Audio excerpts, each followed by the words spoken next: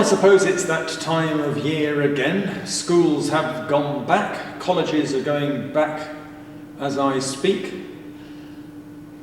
And in 2 or 3 weeks' time, uni will be filling up again with its usual round of guys, girls, and probably a few more of those who haven't quite yet made up their minds as well. Oh well.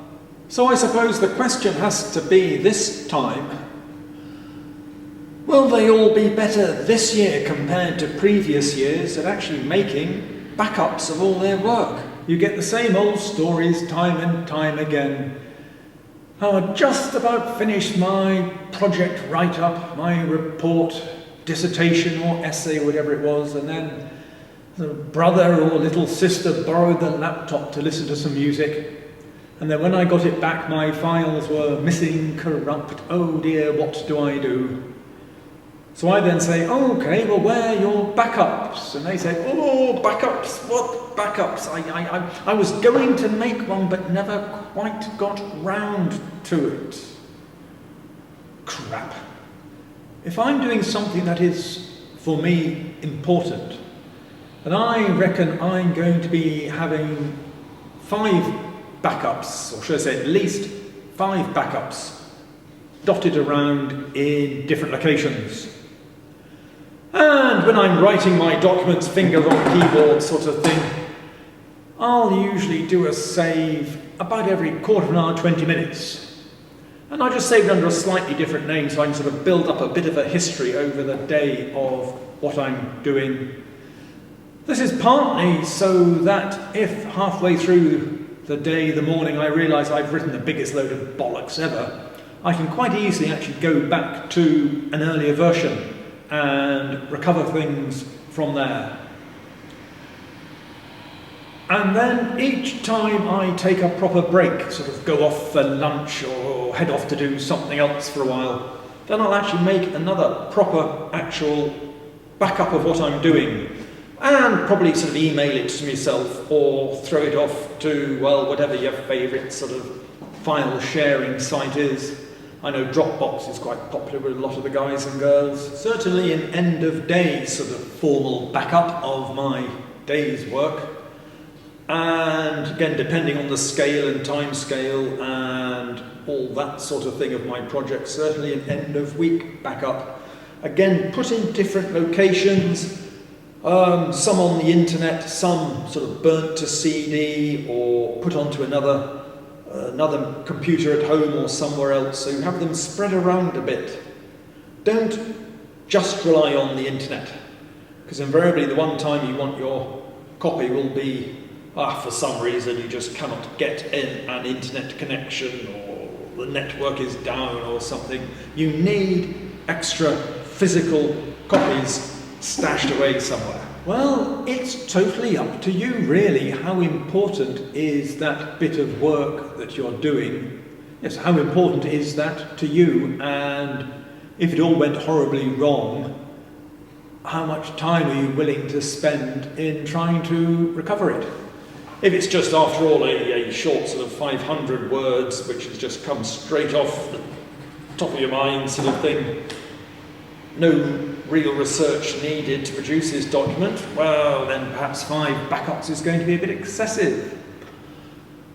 On the other hand, especially if other people, perhaps it's a group project and other people are relying on you, you're relying on them also to have provided you with information, you really don't want to have to be spending ages and ages sort of grovelling around trying to recover things.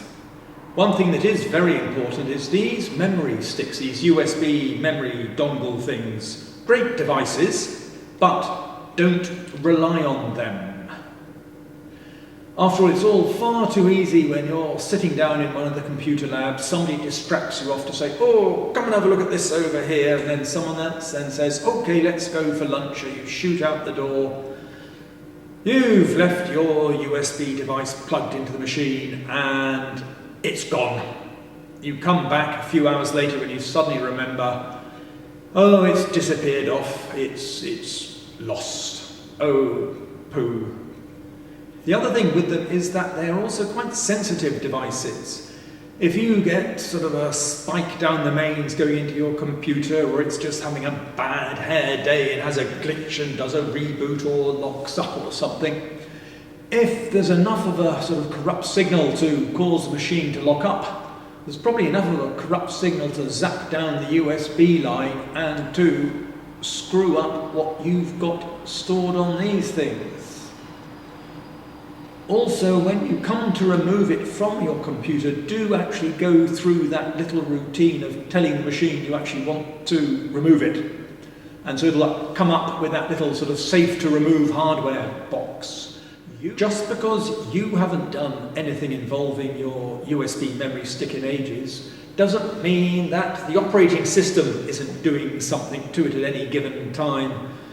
Or whether it's Windows or Mac or any of the others, they all like to be sort of cataloguing and monitoring files and keeping logs up to date and that sort of thing. So if you just randomly come along and decide to pull it out, well, Sod's law decrees that that will be the very instant that the operating system will be trying to do something to your USB memory stick. And of course you'll unplug it in the middle of this and things then can very easily get corrupt and lost.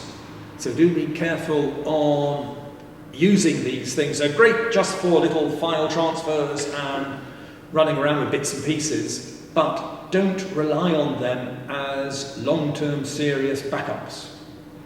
A little story just to finish off with. Now this was a few years ago and a friend of a friend type situation where a lad here was doing some quite serious research work, but he had just used one computer only, had not made any backups or anything like that. And for whatever reasons, his hard drive had a bad hair day and got a glitch on it, and he couldn't read any of the data from it. So he sent the hard drive off to a data recovery company, who actually charged him, well, we'll say a good few thousand for doing this. It wasn't cheap. And they returned the hard drive to him. He wasn't at home at the time when the delivery man came, so the delivery man went round the back of the house, saw a little outhouse and popped the parcel there, and in turn put a note through the front door letterbox just to say what he had done. The only trouble was, an hour or so later, the coal man arrived to deliver a couple of tons of coal, went round the back to the outhouse. Now, it's one thing to recover your data from a hard drive that's got a sort of corrupt file or so on it. It's another thing to try and recover a hard drive after it's had a few tons of coal poured onto it. Never mind, make your backups. Enough. Bye-bye.